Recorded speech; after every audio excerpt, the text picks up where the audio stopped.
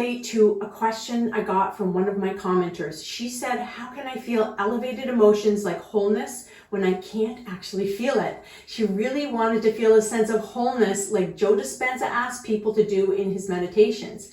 This commenter was trying to believe the statement, I am whole and in love with myself. And she kept repeating it, I am whole and in love with myself. But it felt like there was nobody home inside truly feeling it. I know that I personally felt this too, where I logically know what I want and I use my analyzing, planning, neocortical brain to sort of will it into living inside me, but become frustrated by my inability to feel it deeply inside because of my subcortical feeling brain. It just wasn't on board with it. Now, because of this, though, I really began to study what can actually unite these parts of our brain and end this empty, disconnected feeling inside.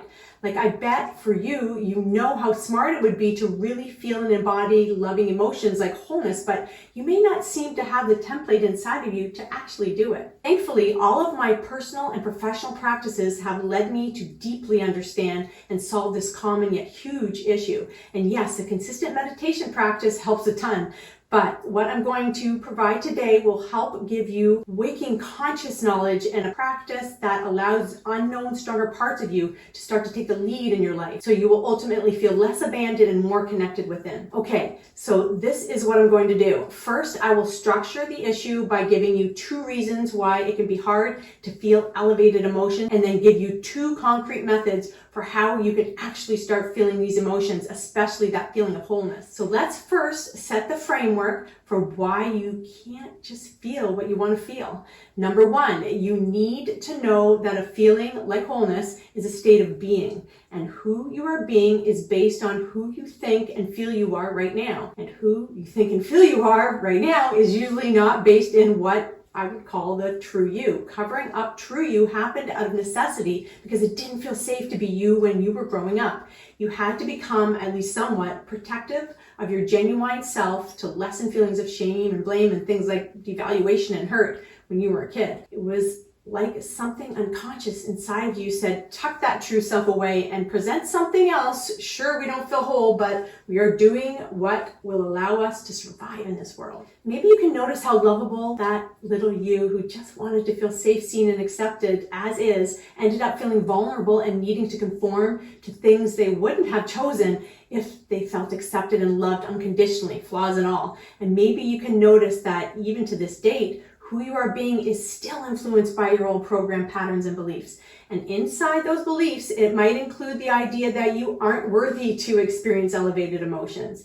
You might say that the calculation for who you are being now comes from these types of solid feeling beliefs that were birthed out of the personality you were born with, mixed with the things you were fed from outside sources like your caregivers in society, and mixed with all of the experiences and thoughts you had over time. And so your state of being moved from a more natural self filled with curiosity and just being you to a more fractured sense of yourself where a need to fit in and feel safe was key to you moving forward at all. We wanted to send love to little you who did the best they could. I mean, altering yourself made sense back then, but I want you to know that you don't have to let old programs influence you so much now. You want to face the programs of protection and fear, learn from a young age, and rewire them towards knowing you can be who you really want to be now. Your state of being can be cultivated into feeling more like your true self, and then you will naturally feel elevated emotions like wholeness. So even though who you have been being has a strong negative pull on you right now, based on all that momentum, it is only based on the faulty beliefs that have been supporting it, and not because things are unchangeable and that your future is hopeless. Your state of being is just based in what you have focused on and believed in the past. And the actual rule is the worse it feels, the more you are off track from the true, awesome, natural self that you are. I want to really underscore that, as this is huge. You don't feel bad just because your circumstances aren't great right now. You mostly feel bad because you are not being there for yourself. And therefore you are lonely for that sense of wholeness you get when you are connected to the real, authentic you. Think about how great it is when you feel you're in an amazing relationship with someone you can get through hard times together. So similarly, when you aren't in a good relationship, this one inside yourself, life sucks way more. So what I am attempting to say is this is your main relationship. It's with you, and it's time to nurture it so you can feel whole again, even when you're experiencing crappy circumstances. Okay, so like I promised, I will give you specific activities related to how you can shift to a person able to feel those elevated emotions. But for now, let's look at the second reason why you are unable to feel those elevated emotions like wholeness. So number 2, humans are hardwired to stick with what they think they know, such as long-standing program beliefs like I'm broken and unworthy. Studies have shown that holding firm in your belief activates the nucleus accumbens, a pleasure center in the subcortical brain, whereas changing your belief stimulates the insula, which is the same area that's triggered by your anxiety, fear, and disgust. So your program beliefs are hard to change because you are hardwired to feel better about standing your ground in what you think you know, rather than challenging a long-held belief. In other words, you keep feeling and believing that you are a fragmented self with a state of being to match, and it hurts, but you tell yourself that it's just how it is. It is what I know, live with it. Don't go looking for something else, you say, or you might get disappointed and then things could turn out even worse. Just stay here in this uncomfortable but familiar place. So weirdly enough, it often feels scarier and harder to change than to stay with what you are used to, even if it is super limiting and basically bad for you. Although this is a simplification, another piece of this is your more primitive brain part, say the amygdala, can't process complicated information while the prefrontal cortex, the PFC for short, can make rational decisions on larger amounts of data. You might say that the PFC can see the long-term consequences of actually loving yourself, but your amygdala, stuck in protective mode, says just make quick and emotion-based decisions rather than thinking long and hard about issues. So from that state of mind of your young self still running around in the background and influencing you, you are separate and alone and just getting by. That is just how it is. But from who you actually are, you have pure potential. And so ultimately, you have to step up and relieve your child self of its old beliefs and duties. Your primitive brain may be wired to keep things as they are, but you can consciously and passionately practice stepping up for your whole self for the profound purpose of rescuing your young self from the grips of its past. I see this in my psychotherapy practice a lot. Clients go, no, I can't change, to, yeah, I have to build this new me so I can take care of my little self who has been burdened for so long. Basically, you have to come to the table for young you, just like you would for a dear friend, a beloved pet, or a child. Actually, I do talk about how to value yourself and take action in other videos too, so please also check those out. Now let's look at 2 concrete methods of how you can learn to start feeling elevated emotions, particularly the feeling of wholeness. Actually, by following through on these 2 methods, it can be your first act of being there for your young self. By showing up and doing these short activities, it can send a strong message to little you that somebody is finally home inside and it is time to let go and allow them to take the lead. When you start to be the boss of the whole of you, it unburdens little you, and from there you can feel those elevated emotions and a profound sense of wholeness. But if you continue to leave it up to your protective kid parts, they will have to try to keep you too busy and too distracted to do what will actually give you a better life. They are scared to let go of what they felt kept you safe, meaning they are terrified of change. But you have to show them it is okay and it is time. You are strong enough to do this. Okay. Method number 1, prime your system by going over the mechanics of all this to get it solidified in your mind. Say something like this to yourself on a daily basis. I'm beginning to understand the mechanics of this, and so I see it makes sense that I am influenced by the imprints of young me. They are old, hurt ideas that I will just start to notice and be compassionate with. I need to know that nothing is wrong. I am just waking up, and eventually I will relax those old childhood beliefs and programs into something that feels way lighter. I love the idea of feeling whole, and even though I don't feel it yet, I'm making peace with where I'm at.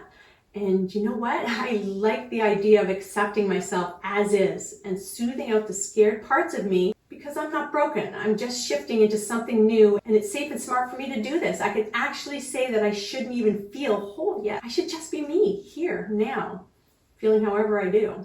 I'm going to be with that me unconditionally, breathing and relaxing my body into a softer place. So a key to priming your system is to say it's okay that you can't feel your natural state of wholeness. It is the dysfunctional yet normal human programming in the way, and you are learning that you are fundamentally whole no matter what your mind and body are feeling. You will be there for yourself as your mind and body feels accepted. As is, right here, right now. This is something that has to happen in your now moments. Don't run away from you. Be here now for all parts of you, and don't be scared of the you have been up to now. Practice observing those beliefs as a pattern that younger you had to adopt and grown-up you can now be with. They will begin to shift on their own because the light of your presence, that is the real you, dissolves them naturally. Now on to method number 2. This has a few parts to it. Take a short amount of time to ponder and write out, what would I be acting and thinking like if I were actually truly whole?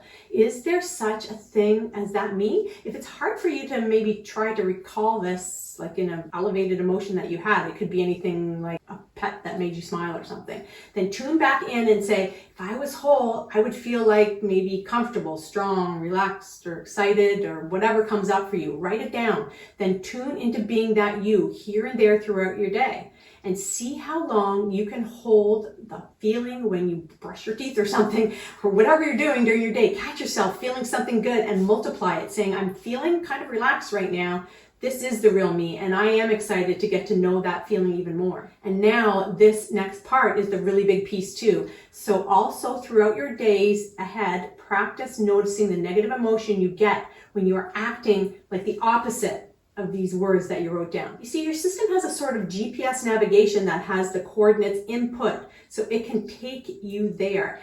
And this is the cool part. It will give you negative emotion when you aren't going towards that whole feeling, you, who you actually want to be. I know when you get hit with negative emotion, you probably think you are bad and things are terrible, but it mostly means that you are just off track of the real you in that moment, just that moment, because that is how your internal GPS works. Negative emotion is actually a gift, a signal to say, pull off and get back to sensing those feelings of wholeness that you said you wanted and who you actually are. Life wants you to live as you want to, but you have to do your part to dislodge the old programming. So notice if you're waiting for a future moment to bring you wholeness in order to feel it now, because now is actually all there is, you have to step in and command it and claim it right now. In general, allow yourself to be where you are at. Let the bad feelings come in without numbing or distracting away from them. You can't fight them. Just sit and be with them in your meditations and in your conscious contemplations. They are leftovers from all that conditioning you went through when you were young, and sometimes they can even be feelings you came into this lifetime with.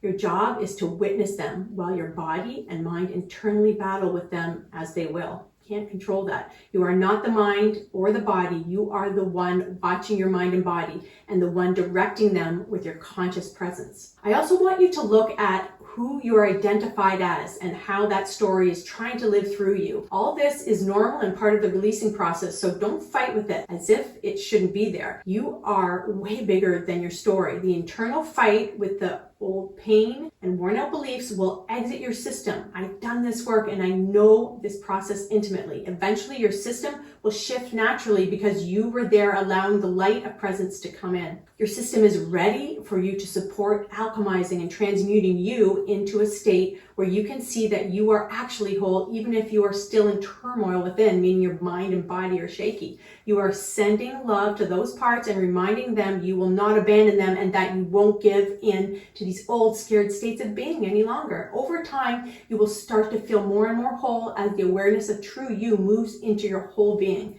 So overall, you need to be where you are at. It's okay. So-called weaknesses and all. Just keep focused and practice feeling whole here and there and compassionately being there for any fragmented parts of you until they see you won't give up on them. Wholeness is who you are. Look, the word who is in the word wholeness. You can begin to claim your life back and live each day inside that space of power, relaxation, and wholeness. Please check out some of my other videos. I'll see you next time.